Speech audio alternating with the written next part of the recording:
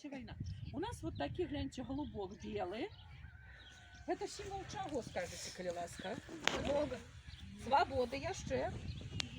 Миру, конечно. И он заўсёды хоча быць свободным, он хоча нести вось гэтую веточку, да? Хоча? И он хоча быть у такой колючей? Конечно, нет.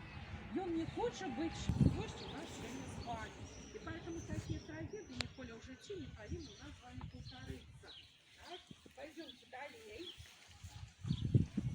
Ну что ж, сегодня мы с вами тут на территории импровизованных таких школ. Да? Диагностическое я давно не видел. Побудешь в своей школе.